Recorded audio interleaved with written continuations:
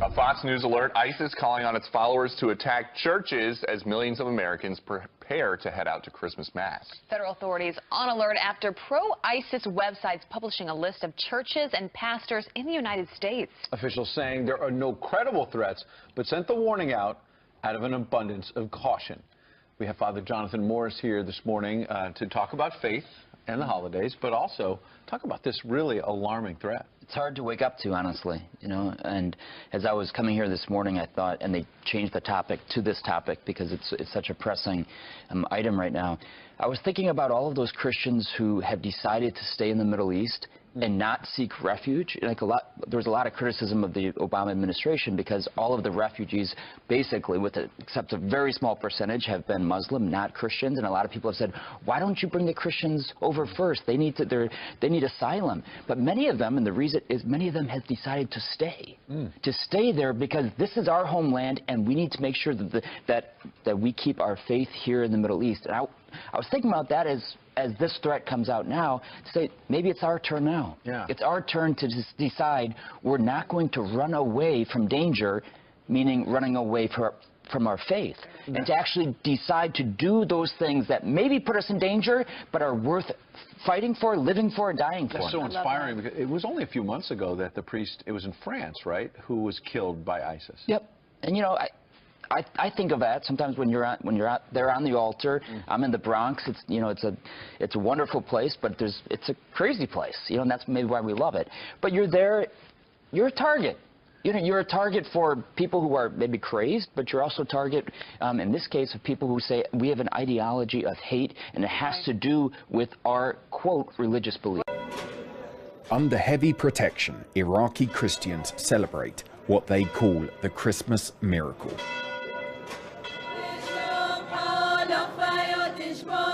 For many, it's close to a miracle that they can return to their church in the town of Bartella. This is the first Christmas ceremony here for 2.5 years. This is important to us. We are scared of ISIL, but we are happy that we can do our religious service. For 2.5 years, ISIL controlled this mainly Christian town, forcing thousands to flee to displaced camps. Iraqi forces recaptured Bartella only 2 months ago. Christians are delighted to be back here to celebrate Christmas Eve, but this is far from a return to normal life. There are hundreds of soldiers in this church alone protecting the congregation, and it's a sign of just how precarious the situation is for Christians here in northern Iraq.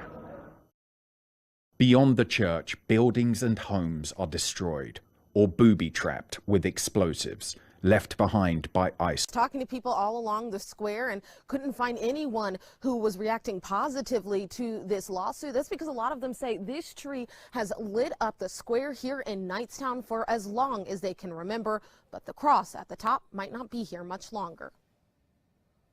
It's just hard to believe that this is going on. I think it's kind of ridiculous. You got to sit down and talk about it before you file the lawsuits.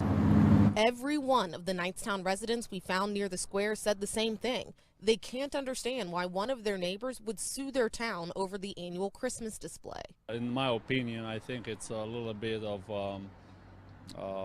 disgrace, I think, to our town. The ACLU filed the lawsuit against Knightstown on behalf of Joseph Tompkins, who lives there. The case documents show Tompkins takes issue with the cross at the top of the tree. It says Tompkins, quote, is forced to come into direct and unwelcome contact with the cross display every day, which has caused him irreparable harm. A couple weeks ago, they had a crowd here. Everybody was here. They lit the tree. Everybody was fine with it. But now you got one person, you know, out of everybody. Mark Tompkins is related to Joseph Tompkins.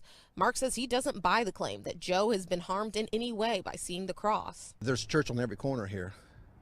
There's a church in every corner. Is he, you know, offended by all the crosses? The lawsuit does specify that Joe Tompkins doesn't want his taxes helping light and maintain a religious display on town property.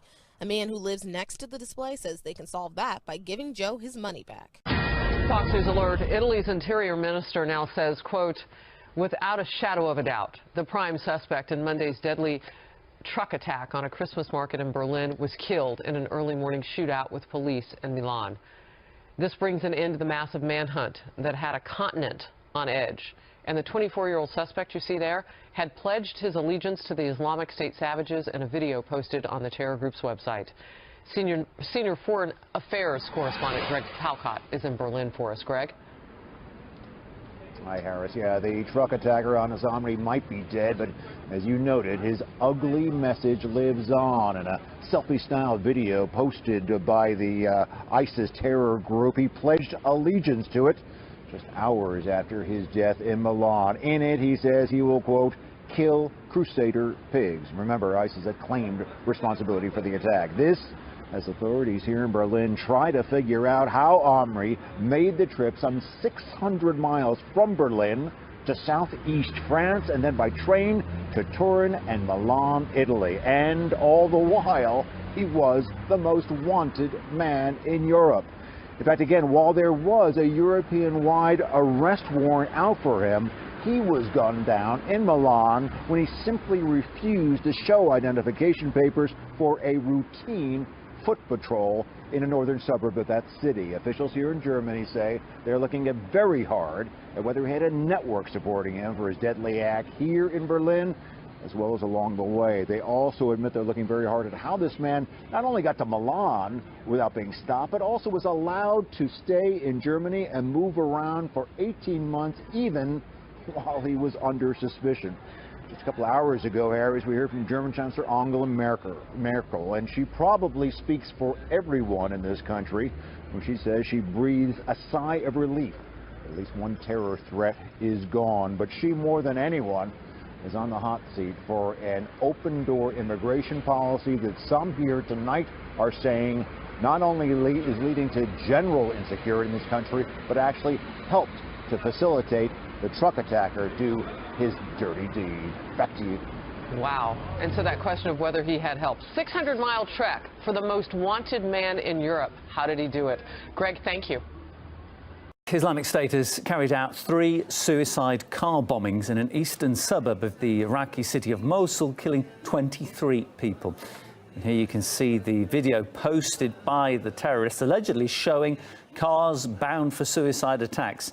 However, the authenticity of the video could not be verified. We know that of those killed, 23 people were civilians and 8 policemen. Also on Thursday, a mortar attack killed 4 aid workers and at least 7 civilians. That was in what was the second deliberate attack on them in less than a week. It has been announced that some 70% of eastern Mosul has been liberated by the Iraqi army. And here on our map, you can see the distribution of forces in Mosul. Kokyali, the district where the explosives went off, is said to have been retaken around 2 months ago. But counterattacks, as we can see, still occur. That despite Western media counting on something very different not that long ago. U.S. forces right now backing up the Iraqi assault on the city of Mosul. This attack on Mosul is expected to be the largest attack since the U.S. invaded Iraq in 2003. The battle for Mosul taking a big step forward this week. Iraqi troops now in a pitched battle for the eastern half of the city, making slow but steady progress as the U.S.-led coalition increases the number of airstrikes. I can speak live now to Sami Ramadani. He's a Middle East expert and a member of the Stop the War coalition. Sami, these attacks were carried out in what was said to have been a suburb of the city that was believed to have been liberated of jihadists, a couple of months ago. If that was the case, why are we still seeing attacks there?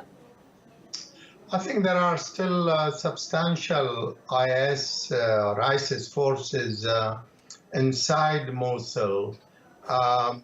The battle for Mosul has become quite complex. On the one hand, there are still fighters in there, although several thousand apparently fighters have left Mosul and joined with other ISIS forces that left some Syrian areas controlled by ISIS again, and they marched on to Palmyra recently, and Palmyra fell to the terrorists again. But within Mosul itself, the battle is quite complex because of the composition of the forces fighting against ISIS. On the one hand, you have the regular Iraqi army forces, official Iraqi armed forces, and on the other, you have the popular mobilization forces fighting against ISIS.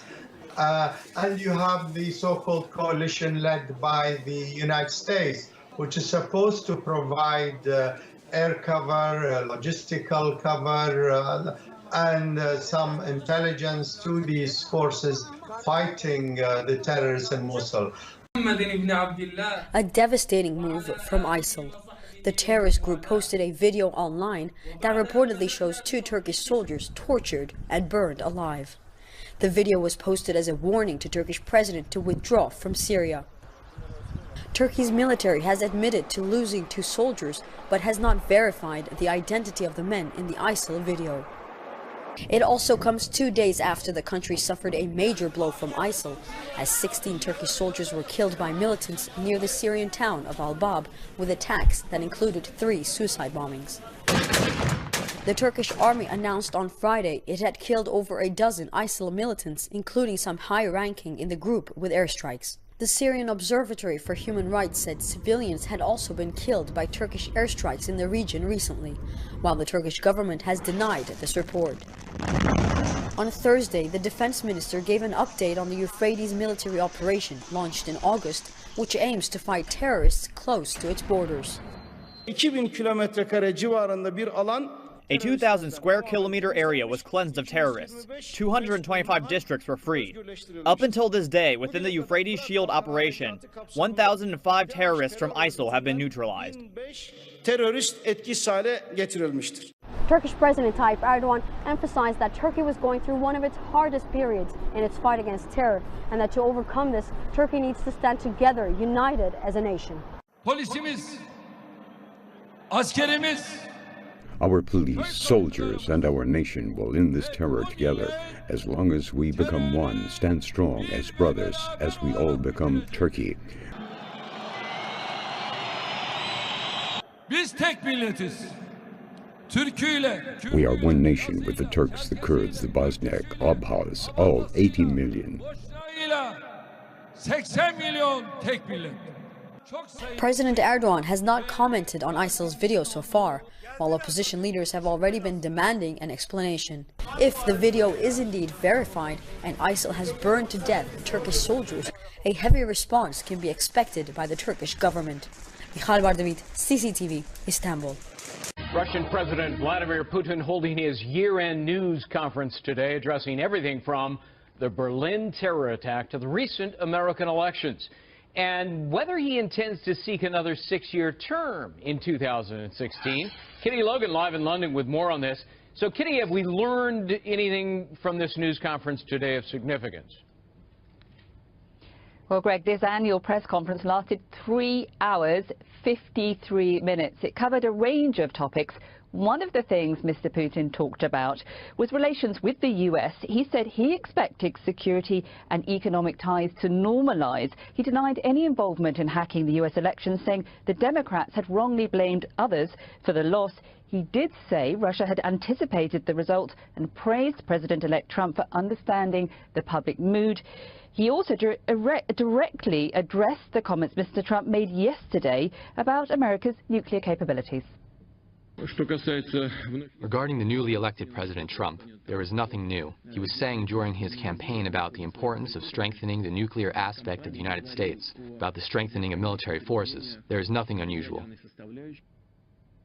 Now, overall, the tone of this press conference is that Russia is expecting relations with the U.S. to improve under the new president, and Mr. Putin also suggested he was ready to visit the U.S. should he receive an invitation from the new administration. Israel reportedly asking the Trump transition team to help prevent a United Nations Security Council vote on Israeli settlements. Prime Minister Benjamin Netanyahu's government is said to have reached out to President-elect Trump after failing to persuade the Obama administration. Rich Edson live at the State Department with more on this. Rich, the United States was prepared to vote against Israel, or were they going to abstain? What was it going to be? In essence, Greg, they were going to do both. In what would have been a major policy reversal, the United States was going to allow the UN Security Council to approve a measure that would have condemned Israel on its building of settlements. This is according to Reuters, citing 2 Western diplomats.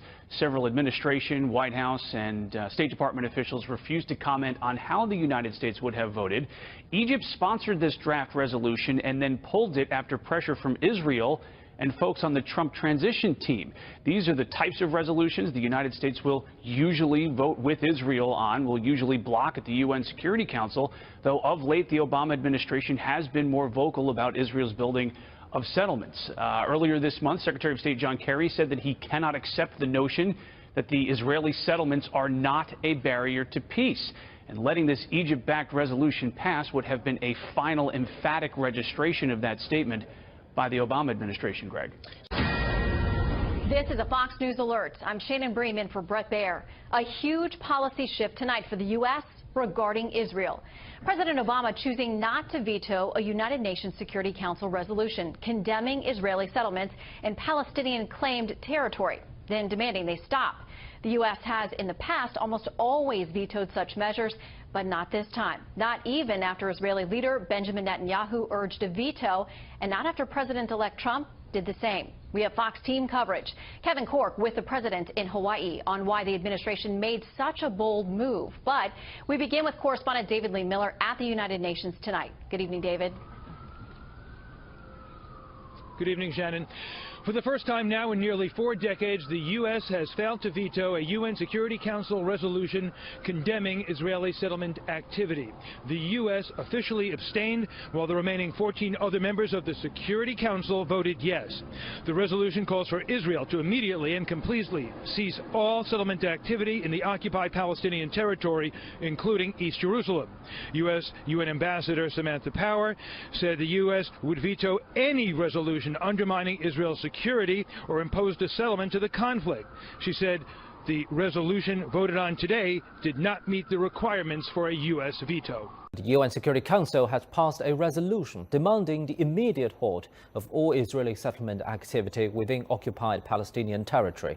On Saturday, the Arab League welcomed the Security Council resolution, with the bloc's chief saying in a statement that the resolution reflects international support for the Palestinian people's legitimate rights.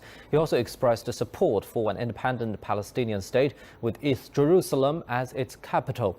The resolution was endorsed on Friday by 14 out of the Council's 15 member states, with the United States abstaining. It comes after 35 years of attempts made by the UN to issue a similar resolution. The residents of several neighborhoods in eastern Aleppo are returning home now after the complete liberation of their city. People have returned back to the Flashpoint neighborhood of Abu Said al-Qasr, hoping to start anew. This comes following the military's announcement on Thursday that government forces regain full control over Aleppo. City's liberation is considered a heavy blow to foreign-backed militants and their supporters, who've been staging attacks against government forces and targeting civilians throughout the country since March of 2011.